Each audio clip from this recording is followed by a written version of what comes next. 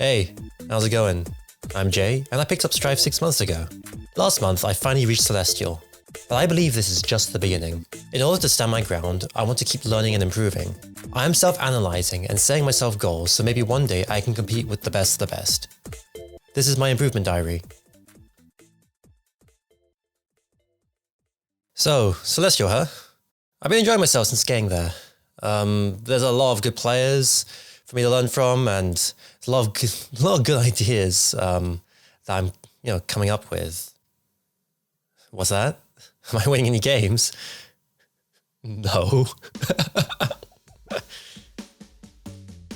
So you may think that getting my face bashed into a wall over and over again by the best would be, slightly discouraging. But you know what? It's exactly why I'm enjoying myself right now.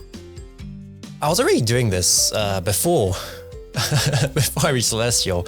I have a lot of friends who are a lot better than me, and I would play maybe like 50 games or something and maybe not win a single one of them. But you know what? I think that's part of the fun for me. Part of it is just grinding the game out, grinding out loss after loss until I can, visibly see some improvement. Maybe taking a win every so often. Just, what's really the point of playing to win all the time when there's a golden opportunity to experiment with my options without the fear of deranking right now? So, bearing this in mind, how did my goals from last time go?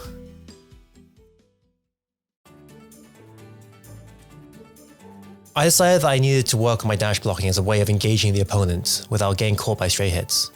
As mentioned previously, it was going to have to be a habitual change that was going to take, a couple of weeks to get used to, and it has really shown this. During matchups such as Axel and Testament, where I'm trying to work my way in through fireballs and longer range attacks, I will immediately be ready to incorporate dash blocks. I have definitely been seeing some encouraging results in these matchups. Only encouraging. An issue I've been running into is the fact that I've been dash blocking to a rhythm, and my movement in neutral shows this. It's somewhat hard to explain, but against players that I play against on the regular, I look like I'm a dash blocking god sometimes. And that's only because I've gone into the flow of their attack pattern. Unfortunately, against other players, it just looks like I'm flailing about randomly. Well, fortunately, I don't really have this issue in other matchups. And that's because I forget to dash block in the first place. During some matchups halfway through the set, I have to take a step back and make the effort to actively apply my dash blocks. I still haven't adapted to dash blocking some key moves that stop my engage, such as Baikon's Edge Cabaret or Johnny's Misfiner. At the end of the day, I knew this was going to be a slow grind of a goal, and I'm gonna keep working at it.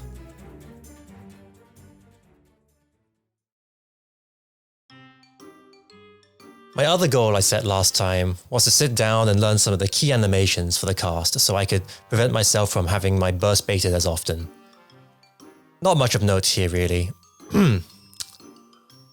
I learn. It helped. I still die. Moving on.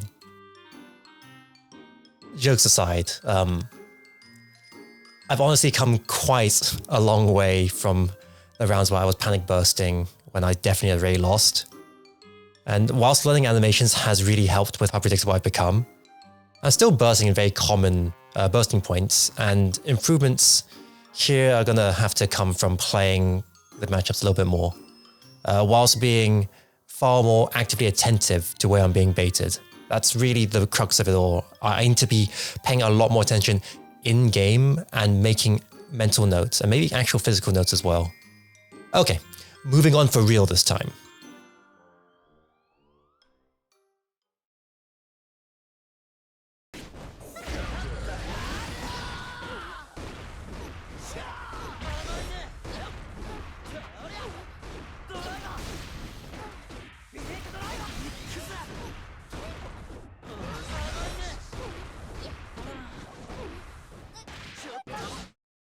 Yep, that's me. You're probably wondering how I ended up in this situation.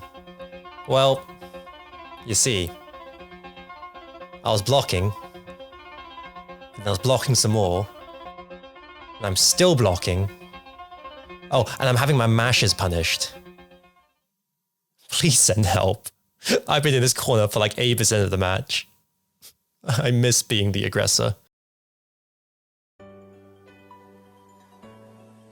So I've been told a number of times by my friends that I'm a very patient blocker in the corner.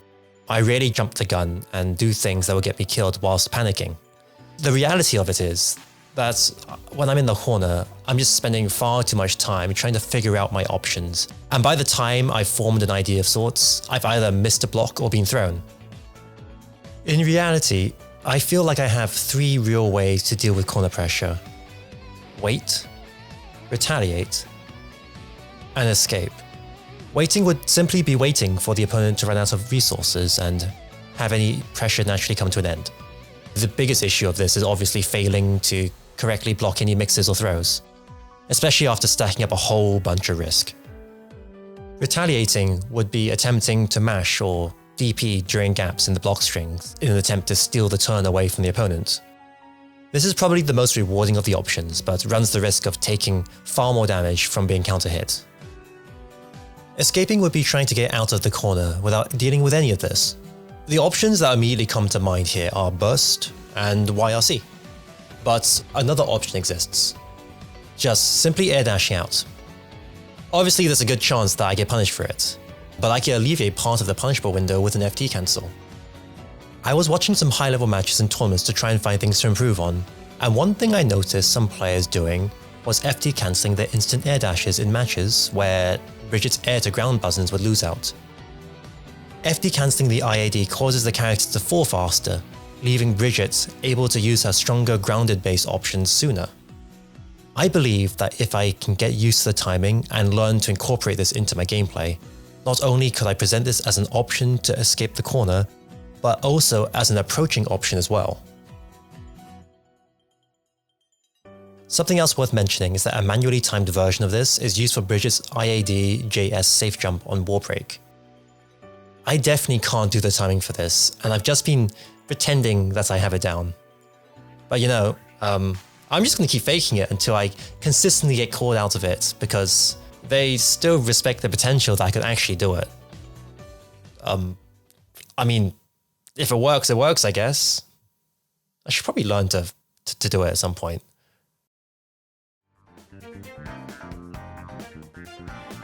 This is what I did on block when I landed a close slash when I first started.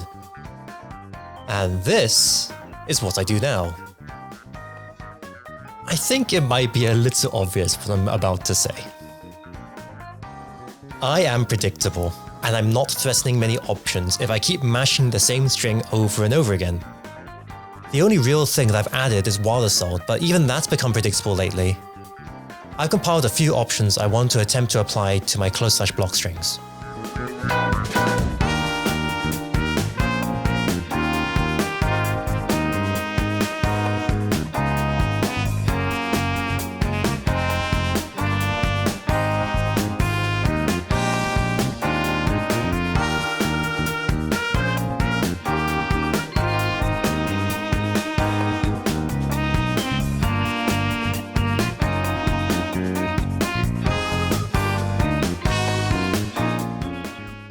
Now, some of you might be thinking, what if I actually hit the grounded close slash? And to that I say, yeah, I've really just been using the tools I started off with.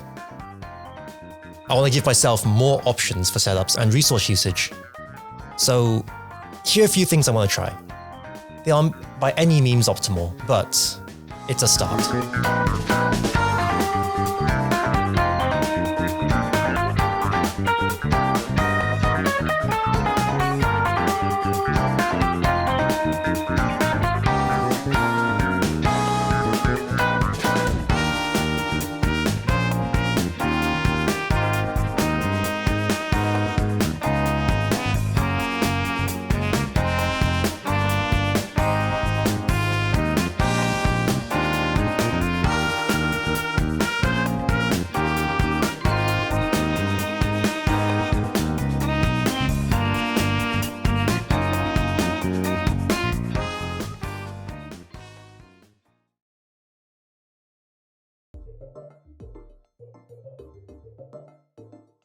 Quite often, thoughts and ideas will flood in whilst playing sets, even more so now that I'm challenging extremely good players in Celestial. More often than not, these are just small things that just need a little bit of adjusting to and don't really warrant a long-term goal. But sometimes these are thoughts that don't really amount to much immediately, or I don't actually have a solution to at the time. I thought it might be worth just dropping some of these towards the end of every episode just to show off, how I'm mulling over things and really what's been on my mind and just the smaller things that often just don't make episodes. I don't throw enough. Not threatening the option makes block strings far less threatening. Getting predictable with my tap FD and block strings is getting me thrown. Opponents are standing just out of reach of my 2k during gaps and pressure. With instant blocking, keep them close enough for a 2k mash. My air approaches are getting predictable, especially if I IAD in. I should PRC whiffed moves to prevent myself from getting punished.